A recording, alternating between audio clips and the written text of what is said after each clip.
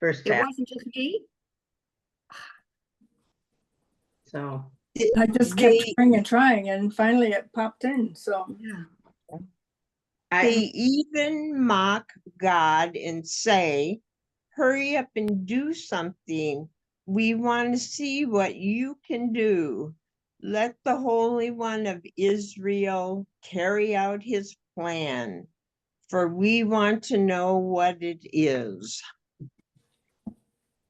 Thanks. Talk about arrogant.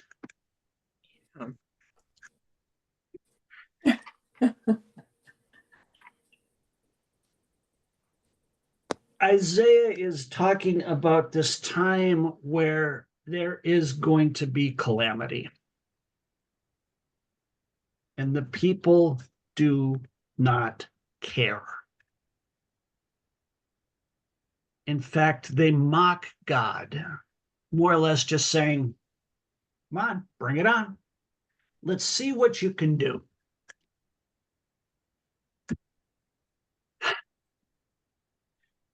Be careful what you ask for, folks.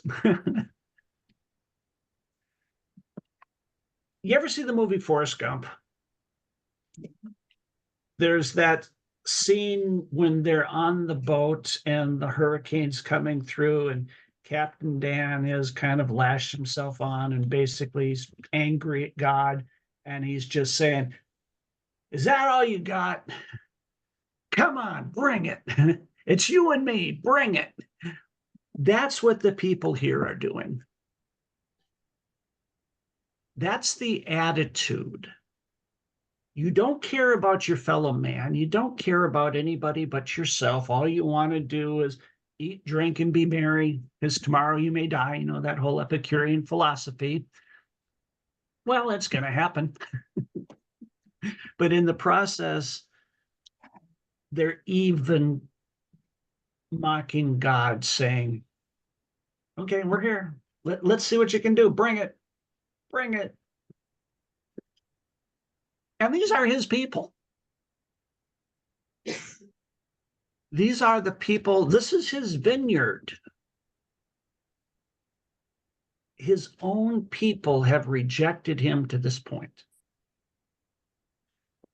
Whew.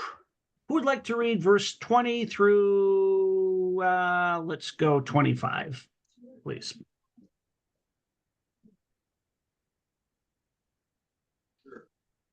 Yeah, I'm sure. Marilyn, go for it, please. okay, 20 through 25.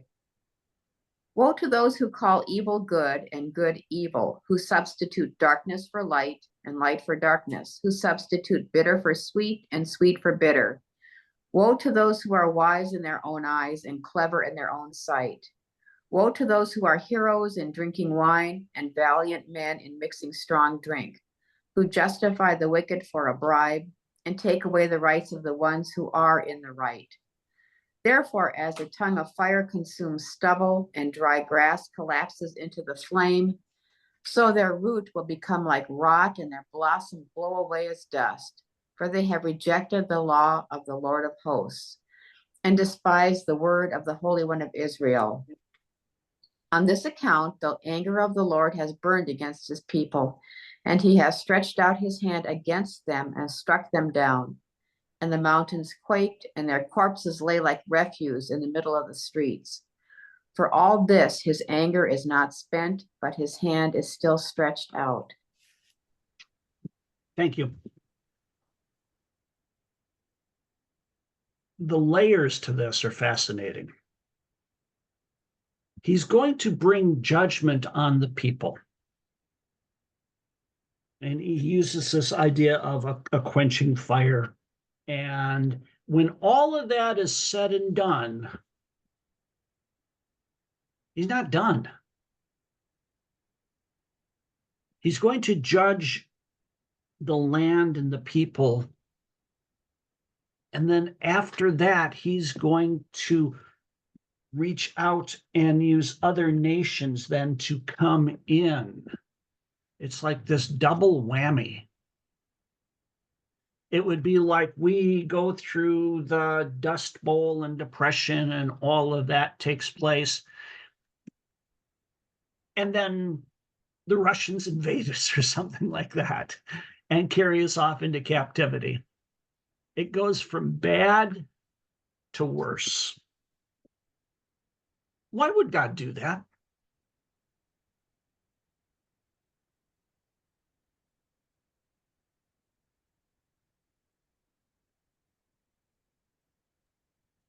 I think it's a wake up call. Yeah. It's a wake-up call. But it's also even more. When God brings judgment, it's complete. He's not going to partly do it. It's a wake-up call, but it's also saying, this is what you deserve for rejecting me. You know, rejecting God is sin, right? What, as Paul says, what is the wage of sin? Death. He's giving the people what they're asking for. He's giving them just what they deserve. Saying, okay, you want to reject me? That's fine. I will reject you. And when God rejects us, it's death. It's that separation from God is death. He's been patient and he's waited and he's waited and he's waited and he's waited and giving them time and time and time and time again to come back to him. But yet they keep rejecting him. So he's finally saying, okay, that's it.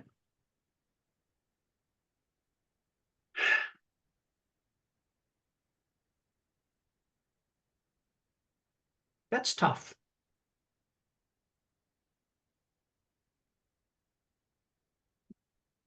Sometimes, what's that, Joanne?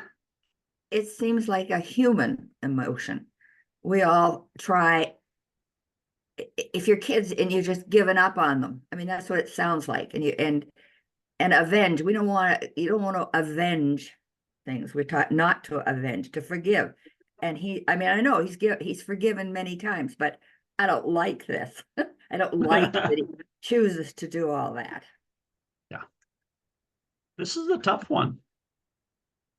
This is a tough one. The thing that I struggled with, and I still kind of struggle with this, is what happens if you keep saying and keep threatening over and over and over and over again, if you're not good, watch out, you're not good, watch out, and you never follow through.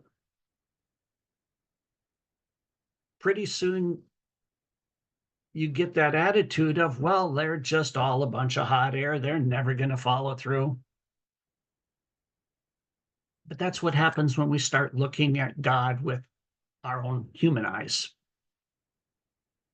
Because we want God to react and respond the way we as humans would. You know, our human side says they keep threatening and nothing happens, so therefore I'm okay because they're not going to follow through. The divine side says, I'm giving you time and time and time and time. I'm being patient, but sooner or later, my patience is going to be finished. And that's one of the struggles of Isaiah,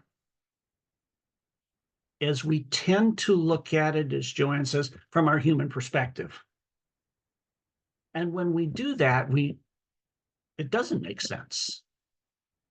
And this is where we have to start separating our human emotions, our human perspective, from God's perspective.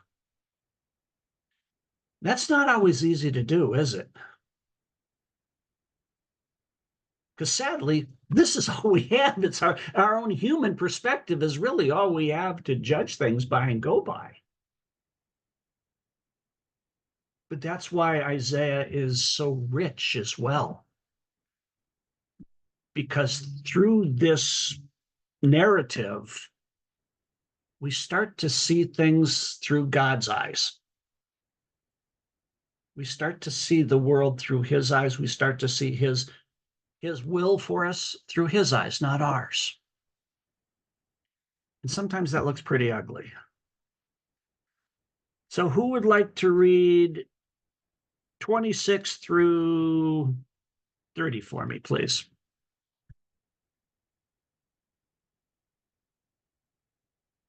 Hulda, would you be interested? I'm really kind of curious what the message says about that.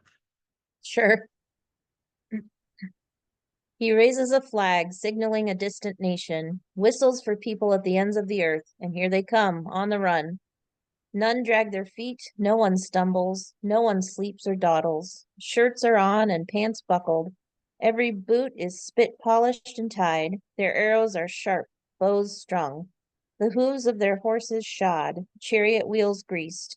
Roaring like a pride of lions, the full-throated roars of young lions. They growl and seize their prey, dragging it off. No rescue for that one. They'll roar and roar and roar on that day, like the roar of ocean billows. Look as long and hard as you like at that land. You'll see nothing but darkness and trouble. Every light in the sky will be blacked out by the clouds. Thanks. I love that image.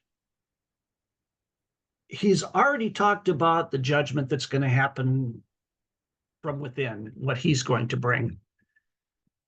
And then it's like he raises up a banner, a flag, gives a whistle, and here they come. They come around, just this image of God whistling for the surrounding lands to come. And they come. And they come, and they come, and they come. It's like he said with that whole Song of the Vineyard. He will remove the hedge of protection from around his people. And then he goes, and everybody comes. Now, understand that people have had their eyes on this region for a long time. They see that God has blessed the people there. In fact, we're going to see in a couple of chapters that he's even going to have coalitions come together. You've had, at this time, you've had the north and the southern kingdom split for a couple hundred years. The northern kingdom has already tried to come and capture Jerusalem. It's failed. You've had Assyria come and try to capture Jerusalem. It's failed. And now you're going to have them join together and come and try to capture Jerusalem. So when God is talking about bringing in these other people to come and overthrow the land, it's nothing new. It's nothing new. But what's going to be different is now they're going to succeed. And that's really what Isaiah is saying here. He's saying, yeah, in the past, God has protected us. But coming soon, he's not going to. And when they come, they're going to be mean and ugly and nasty. They're going to come not as quiet interlopers, but they're going to come as an army. They're going to come as a fierce lion. And when a lion's different than a house cat. I used to love watching my cat when I was a kid. He would catch a mouse and hold it by the tail and just kind of bat it and watch it tumble across the floor. Then he'd go over and pounce on it again and bat it again. A lion wouldn't do that. A lion's going to go for its prey and just attack. And that's it. It's ugly. There's no playing around. That's what Isaiah is telling the people. God is going to bring other nations in who are going to destroy us. A lion doesn't have mercy. A lion doesn't care if you're old and feeble and weak. In fact, those are the first ones that die. A lion is only interested in doing what lions do, killing and eating. That's what's coming. Yes, Joanne. Is Isaiah standing in the courtyard or in the marketplace saying this to people? Not at this point. He will. How long does he take to get this all out? Years and years and years he's been warning them? This is kind of an overview of what he's going to be bringing, his message. All of this is kind of a prelude. It's like when you're reading a book and you see a preface before the story starts. This is like the preface to the whole thing. He's saying, this is what I'm seeing. This is what is going to take place. And then we're going to see him being called by God to bring that message forward. And then what follows is this message in smaller chunks brought to the people. So this is like the entire story encapsulated in these first 5 chapters. And then he's going to bring the story forward. It's a powerful way that he's chosen to write this book.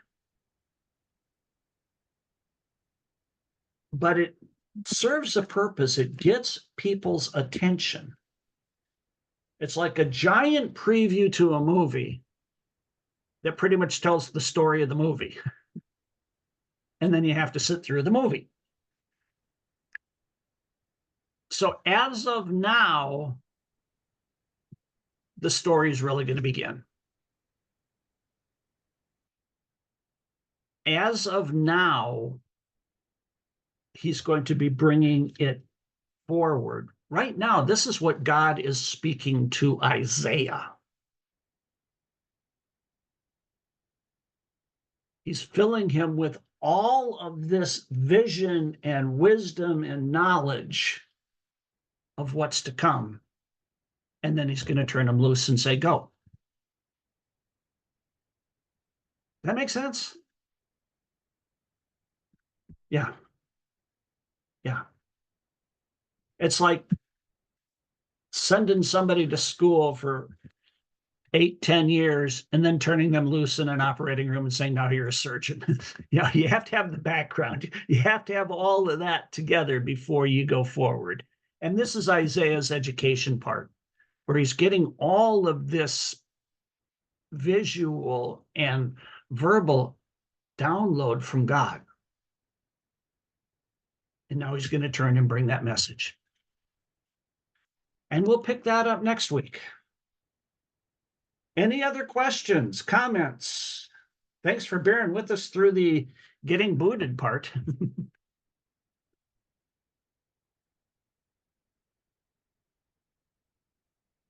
Have a wonderful day, people.